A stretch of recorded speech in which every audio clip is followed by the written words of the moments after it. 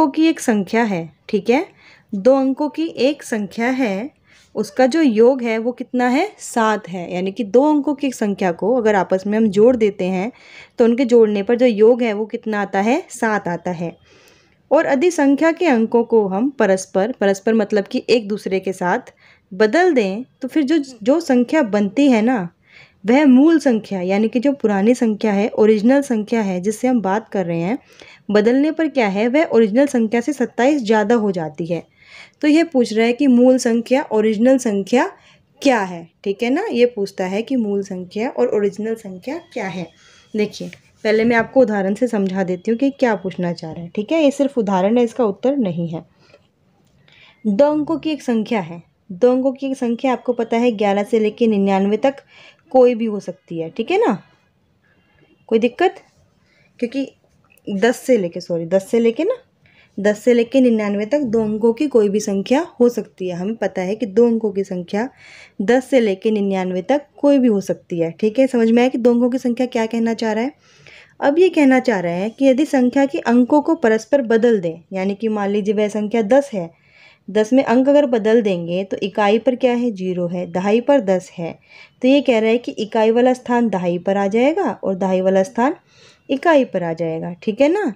तो हम इसको बदल दें, मान लीजिए हमारे पास जो संख्या है वह 12 है, ठीक है। 2 अंकों की संख्या, उनका योग 7 है, ठीक है ना। मान लीजिए ये 2 है और ये 5 है, 52 है, इनका योग 7 हो गया। 5 और 2 का योग कितना हो गया, 7 हो गया, ठीक है। ये कह रहा है कि 2 अंकों की एक संख्या है और उन दोनों को अगर जोड़ेंगे, जैसे 5 और 2 7 है, उनका योग क्या है, 7 है। ऐसे बहुत सारी संख्या हो सकती है ना, बहुत सारी संख्या हो सकती है, 16 हो सकती है, 1 और 6 7। तो क्या कहता है कि उन दोनों को जोड़ने पर 7 आता है। लेकिन अगर हम संख्या आपस में बदल दें, जैसे 52 को आपस में बदल दें 25 बन जाए, ऐसे ही वे संख्या जब हम आपस में उल्टी कर दें, यानी कि एक दूसरे से एक्सचेंज कर दें, उनका प्लेस चेंज कर दें, तो क्या होता है, जो नई संख्या बनती है ना, वो पुरानी संख्या से कितनी है, 27 ज़्यादा है। कितनी ज़्यादा है, 27 ज़्यादा है। तो ये कहता है कि जो नई संख्या बनी है और पुरानी संख्या है, तो जो पुरानी संख्या है वो कौन सी है। तो इसके लिए हम इस क्वेश्चन को अब करना शुरू करते हैं। ये आपको सिर्फ उदाहरण के लिए बताया था मैंने, ठीक है। तो देखिए 2 अंकों की एक संख्या, माना जो हमारी संख्या है वह है 10x प्लस वाई, ठीक है। जो हमारी संख्या है वह है 10x प्लस वाई। समझ में आया, संख्या है 10x प्लस वाई।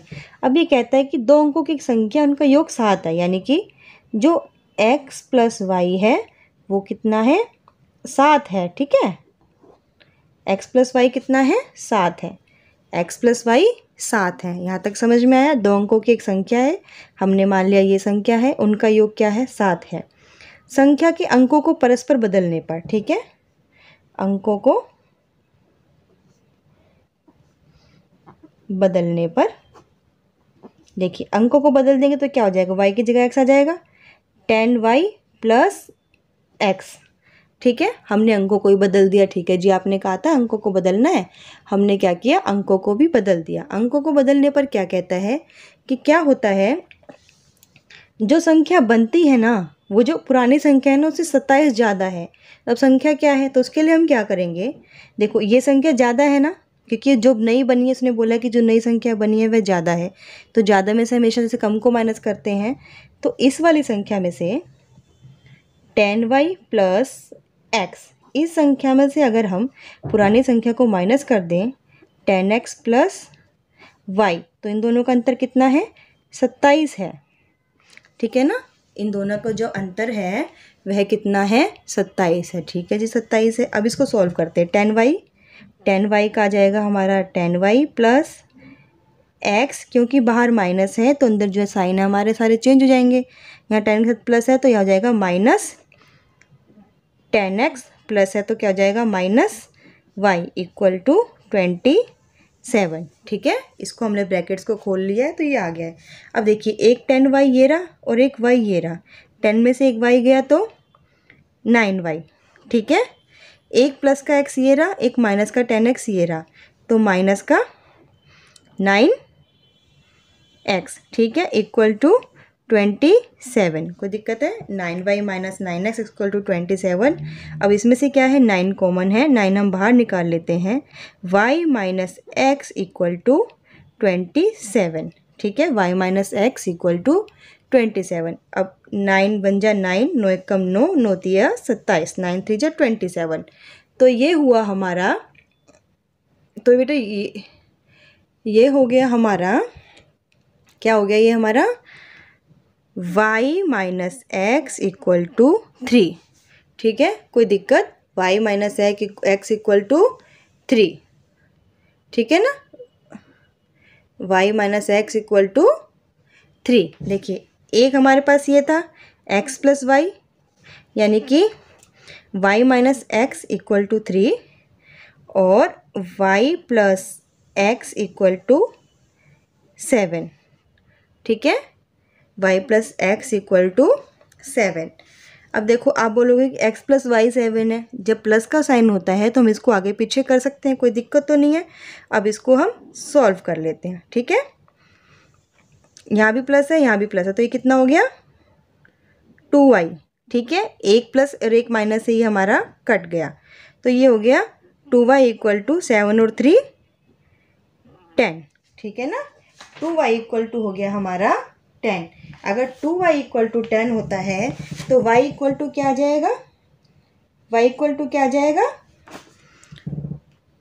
2 1 जा 2, 2 5 जा 10, y आ जाएगा हमारा 5। ठीक है, y क्या आ जाएगा हमारा, y आ जाएगा हमारा 5। ठीक है, अगर y हमारा 5 आता है तो हम किसी भी कंडीशन में रख सकते हैं, यहाँ रख लो आप, या इक्वेशन इसमें रख लो, तो इसमें रख लेते, चलिए इक्वेशन 2 में रख लेते हैं हम। y 5 है, ये देखिए कहता है x plus y equal to 7, y की वैल्यू आ गई है, x plus 5 equal to, x plus 5 कितना है, 7 है। तो जो y हो गया, x हो गया वो हमारा, x हो गया हमारा, वो हो गया 7 माइनस 5, तो x हो गया हमारा 2। ठीक है, तो x हो गया 2। ठीक है, x हो गया 2 और y हो गया 5। ठीक है, ये आया हमारा आंसर। तो ये कहता है कि जो मूल संख्या क्या है, तो एक मूल संख्या क्या थी, 10x प्लस 5। ठीक है ना, 10 इंटू 2 प्लस वाई, वाई क्या था हमारा, वाई था हमारा 5, तो यानी कि 10 टू जा 20 प्लस 5 इक्वल टू 25 आंसर। ठीक है, तो जो मूल संख्या है वह है हमारी, जो मूल संख्या है वह है हमारी 25, यानी कि 25। मूल संख्या क्या हुई, 25 हुई। अब आप देखो, अब क्वेश्चन को दोबारा पढ़ते हैं और इसके आंसर को देखते हैं। ठीक है, 2 अंकों की एक संख्या है, निकल गई 2 अंकों की संख्या, उनका योग 7 है, 2 और 5 7, योग 7 आ गया।